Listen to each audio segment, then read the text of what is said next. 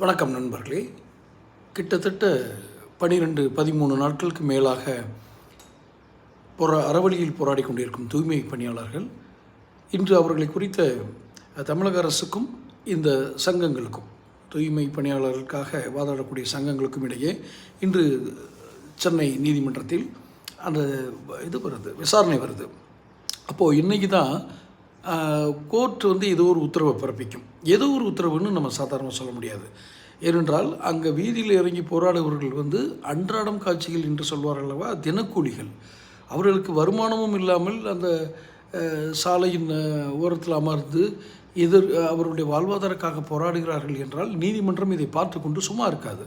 தமிழக அரசினுடைய வழக்கறிஞர் என்ன வாதங்களை வைத்தாலும் நீதிபதிகள் அவருடைய அப்ளைடு மைண்ட் என்று சொல்லக்கூடிய ஒரு பயன்பாட்டு அறிவை கொண்டு அதை யோசிப்பார்கள் என்று நம்புகிறோம். அப்போது ஒரு சாலையோரத்தில் நிற்கிறாங்க, அவங்களுக்கு ஒரு பெரிய வாழ்வாதார வசதி இல்லை. ஆனால் அதை அவங்களுடைய அந்த இதை எதுவுமே நாங்கள் காது கொடுத்து கேட்க மாட்டோம், தனியாட்ட போய் வேலை பாருன்னு சொல்கிறது ஒரு அராஜகமான போக்கு. இவர்கள் செய்வது யார்? தமிழக அரசு செய்வது ஏதோ இந்த கம்யூனிஸ்ட் கூட்டத்திலாம் போய் முதல்வர் பேசிட்டு வர்றாரு. அடிமையாக இருக்கக்கூடாது, அது இருக்கக்கூடாது, இது இருக்கக்கூடாது, தீக்கிரி படித்தா அறிவு விழுந்துச்சு. சரிட்டு அவர் விடுங்க. இந்த முதல்வருக்கு இப்படி ஒரு தொழிலாளர்கள் இருக்கிறார்கள், இவர்களுக்கு இதுதான் சம்பளம் அப்படிங்கிறது தெரியுமா?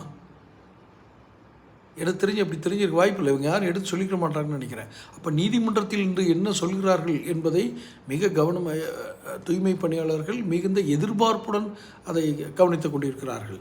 இன்று நீதிமன்றத்தில் கொடுக்கக்கூடிய இடைக்கால உத்தரவுகள் கூட அவர்களுக்கு மிகப்பெரிய வாழ்க்கை மாற்றத்தை உருவாக்கும். நீதிபதிகள் இதை கவனிப்பார்களா? ஏனென்றால் அங்கே நின்று இப்போ நீதிபதிகள் குடியிருக்கும் பகுதிகளை கூட சுத்தம் செய்வது இதே தூய்மை பணியாளர்கள் தான். நீதிபதிகள் இருக்கும் குடியிருப்பு பகுதி, நீதிமன்றங்கள் என்று சுத்தம் செய்யும் பணியை செய்பவர்கள் தான் துப்புரவு தொழிலாளர்கள். தனியாரிடம் வேலை பார்த்து வந்தாலும் இவர்களை போன்ற மாநகராட்சியில் இருந்தாலும் அதாவது நீதிபதியின் நீதி பரிபாலனம் நடக்கக்கூடிய இடத்தில் சுத்தமாக இருப்பது காரணம் அந்த பணியாளர்கள். அவர்களுக்கு ஒரு பிரச்சனை என்றால் நீதிமன்றங்கள், நான் உடனே அவர்களுக்கு சாதகமாக அப்படியெல்லாம் சொல்ல வரல, நீங்கள் நியாயமாக அதை பரிசீலித்து இன்று ஒரு உத்தரவு பிறப்பிக்க வேண்டும் அரசாங்கத்திற்கு. அதுதான் நன்மையாக இருக்கும். செய்வார்களா நீதிபதிகள்?